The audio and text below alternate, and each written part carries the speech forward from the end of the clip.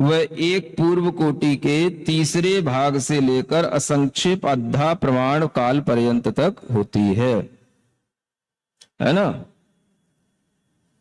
न ठिदी परिभागम आउस्य, आयु कर्म की आबादा के लिए यह जो स्थिति का प्रतिभाग करने वाला जो त्रैरासिक का नियम था वो इसमें लागू नहीं होता है ना।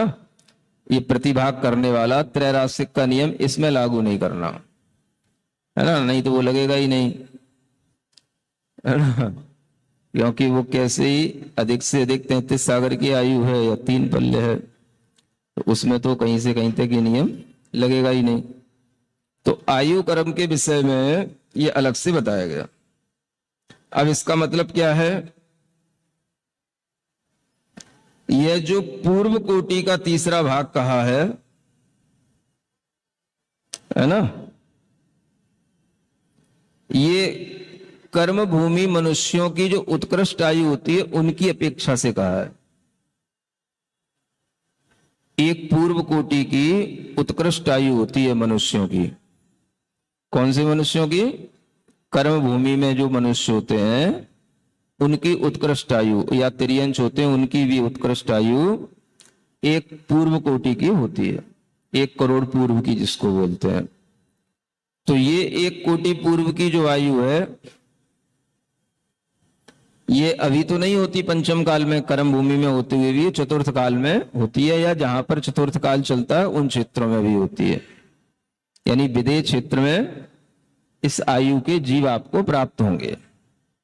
तो वहां से लेकर के और जो सबसे जघन्य जो आयु है वह असंक्षेप अद्धा काल प्रमाण है ना।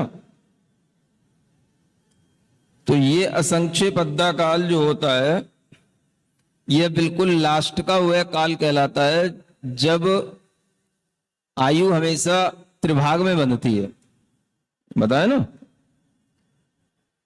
अपनी आयु का है ना 2/3 भाग बीत जाने पर फिर जो है पहला अपकर्ष काल आएगा। इसी तरीके से जो आयु बची फिर उसका भी 2/3 बीत जाने पर उसका 1/3 भाग बचेगा, वही उसका अपकर्ष काल आएगा। ऐसे 8 चांस आते हैं, इनको 8 अपकर्ष काल कहते हैं। तो इन्हीं में आयु बनती है।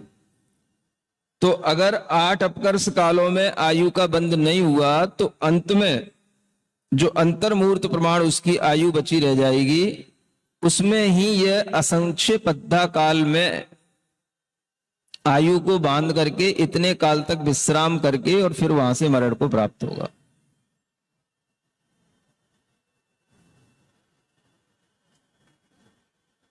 है ना। मतलब ये असंक्षेप अद्धा काल, एक जगह तो ये लिखा हुआ है कि ये अंतिम वह काल है जिसमें आयु का बंध अवश्य हो जाता है। हाँ, अगर 8 अपकर्ष कालों में नहीं हुआ है तो इस काल में अवश्य हो जाता है। और ये काल बहुत छोटा होते हुए भी इतना बड़ा हो जाता है कि आयु का बंध भी कर लेता है और उसमें थोड़ा सा विश्राम भी कर लेता है। तुरंत आयु के बंध के बाद जीव का मरण नहीं होता, आयु बंद करने के बाद उसको विश्राम भी करना होता है। सिद्धांत में ऐसे बहुत से प्रकरण आएंगे गुणस्थानों से ऊपर नीचे होते हुए, जब आपको उसमें बताया जाएगा इसमें विश्राम करना भी जरूरी है। हाँ, तो एक कुछ भी उस टाइम के लिए, एक अंतर्मूर्त के लिए विश्राम करेगा, तब अगली गति के लिए रवाना होगा।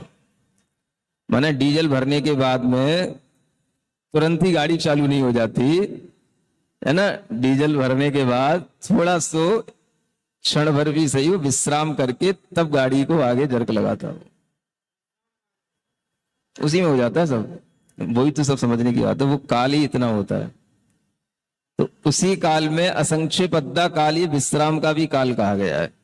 उसमें आयु का ही बंद कर लेता है, विश्राम भी कर लेता है और चला जाता है।